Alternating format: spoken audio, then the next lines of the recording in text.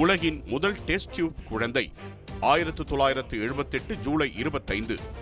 மரபணு அறிவியலில் புரட்சிகரமான நிகழ்வாக உலகின் முதல் டெஸ்ட் டியூப் குழந்தை பிறந்தது.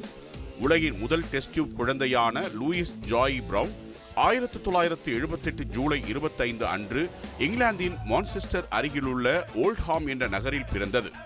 மனித இனத்தில் முதலாக இன்விட்ரோ ஃபெர்டிலைசேஷன் முறையில் உருவாக்கப்பட்ட குழந்தையாக உலக வரலாற்றில் அடியெடுத்து வைத்தார் Louise Joy Brown. In vitro fertilisation என்பது பெண் உடலில் இயல்பாக கருமுட்டை உருமாறாமல் இருந்தால் மனித கரு உருவாக்கத்தை சோதனை குழாயில் நிகழச் செய்யும் தொழில்நுட்பமாகும். ராபர்ட் எட்வர்ட்ஸ் என்ற உயிரியல் விஞ்ஞானியும் பேட்ரிக் ஸ்டெப்டோ என்ற மகப்பேறு மருத்துவ நிபுணரும் இணைந்து பல ஆய்வுகள் மேற்கொண்டு இந்த ஐவிஎஃப் முறையை உருவாக்கினர். லெஸ்லி பிரவுன் என்பவர் பல ஆண்டுகளாக குழந்தையின்மையால் பாதிக்கப்பட்டிருந்தார். புதிய ஐவிஎஃப் முறையை சோதனை செய்யும் வகையில் லெஸ்லியின் உடலில் இருந்து ஒரு கருமுட்டை எடுக்கப்பட்டது.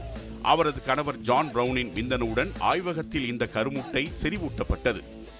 இவ்வாறு செயற்கை முறையில் உருவான எம்ப்ரியோ எனப்படும் கரு மீண்டும் லெஸ்லியின் கருப்பையில் வைக்கப்பட்டது. 9 மாதங்கள் கழித்து ஆரோக்கியமான முதல் டெஸ்ட் டியூப் குழந்தையாக லூயிஸ் பிரவுன் பிறந்தார்.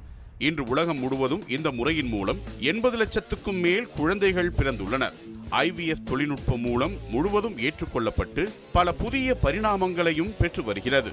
லூயிஸ் பிரவுனின் கண்டுபிடிப்பு இயற்கை வழியில் குழந்தை பெற முடியாதவர்களுக்கான நம்பிக்கையின் மையமாக வரலாற்றில் இடம்பெற்றது.